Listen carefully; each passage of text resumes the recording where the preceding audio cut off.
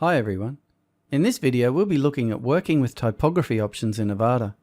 Your typography choices are a critical part of your site design, and it's good to know your options. Make sure you subscribe to our YouTube channel to keep up with all the latest videos like this one. And if you don't want to miss one, click the bell icon to get notifications of all new videos on our channel. Okay, let's begin. I'm on the Handyman Prebuilt site here, and this site has been set up using the new Global Typography sets introduced in Avada 7.6. This update to the typography settings makes it a lot easier for you to manage your typography across your site and is a great place to start. The typography options in Avada are found in the Global Options under Typography. There are 4 sections: Global Typography, Body Typography, Heading Typography, and Custom Fonts. Let's look at each one. We'll start with Global Typography. These are the new typography sets I mentioned. As you can see, there are 5 by default, but you can add more if you need them by clicking on Add New Typography here at the bottom. Let's edit one of these sets to see what they include. A typography set has a name at the top, and you can edit the name right in the first option here.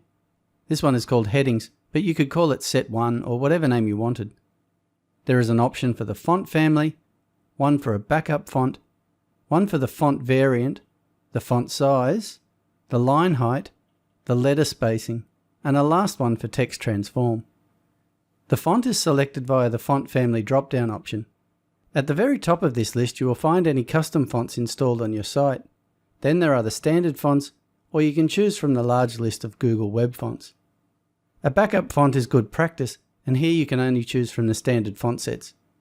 The variant option will totally depend on the font chosen, as some fonts have lots of variants and some don't have any. Font sizes use pixels as a default, and line height and letter spacing use EMs, but best practice would be to always include the PX or EM at the end. Finally, there is a simple text transform option at the bottom, with the 4 options of none, uppercase, lowercase, or capitalize. There are many ways you could use these global typography sets, but the general idea is that you create a global set, which you can then apply down the line, in other global options like heading typography, or further down the line directly in element options. You can apply the sets as a whole or even in part.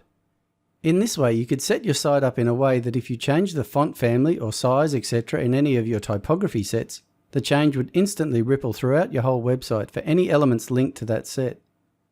To understand this better, let's look at an example.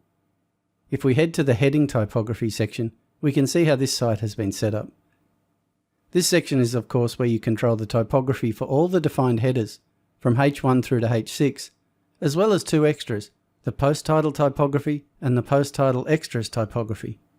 Anywhere the options are grey, it means they are being pulled from a global typography set. Where they are white, like the font sizes here, it means they have been overridden.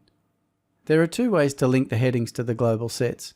You can click on the globe icon at the top of the headings options here, which pulls the entire set, or you can set them a sub-option at a time by choosing the small globe icon next to the specific option. Here, all headings have been linked to the global headings set, and then each one, apart from the H1, has had its font size overridden. As you can see, the margin top and bottom options here don't have the globe icon and are not part of the global typography sets. If we then move to a specific element, such as the H1 title at the top here, we can see when we edit it and move to the Design tab that nothing is selected in typography. As the description says, if these options are left empty, the values are pulled from the corresponding global options heading settings. So this is pulling its style from the H1 headings, which in turn is pulling its styles from the heading global typography set. In this case, the title has also had its font color overridden for this specific element. If we look at another one, we can see it's almost the same. It's pulling its style from the H2 global heading options, but it has its letter spacing overridden instead of the font color, which this time is on default. It's a hierarchical system that you can set at the top level and allow to flow down to all elements with typography options, or you can override any particular part of it for each specific element. Another example are the subheadings above the headings here. If we go back to the global typography sets, we can see there is a set called subheadings. This has been set up with a 12 pixel font size and 2 pixel letter spacing, and with text transform set to uppercase. Then, when building the site, the designer has used a text block element for these areas and applied the subheading set. If I now edit the set, Let's say I will change the font, the variant, and the font size.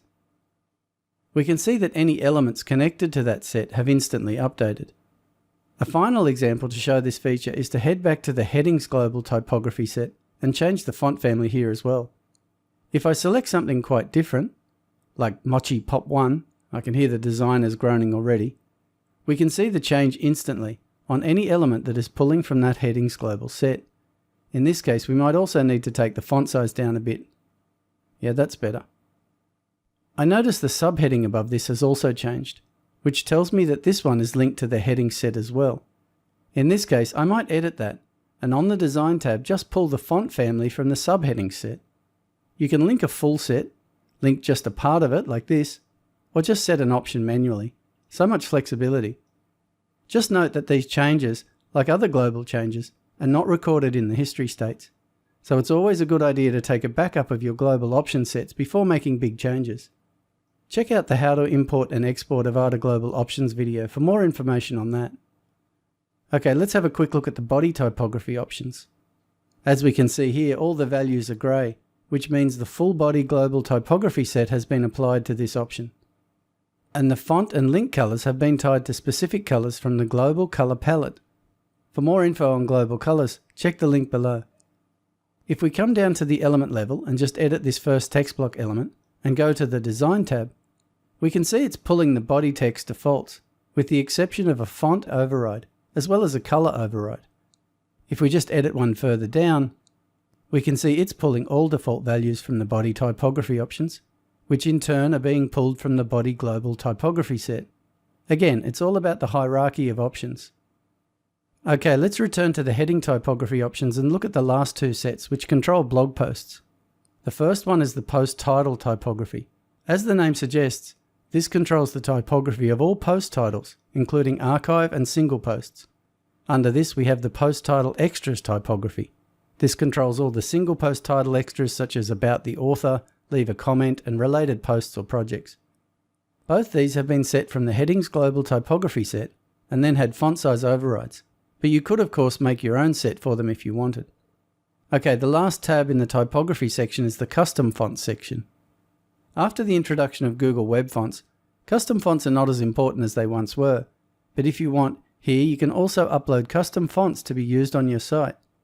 For more details on the process of this, please see the custom fonts doc linked below. Okay, thanks for watching. Controlling your website's typography just got a whole lot easier in Avada. Let us know in the comments how you like the new global typography sets. Okay, this concludes our video on working with typography options in Avada. Make sure you subscribe to our YouTube channel to keep up with all the latest videos. And if you have any questions or need assistance, please create a support ticket and our team will gladly assist you. As always, we want to thank you for choosing Avada.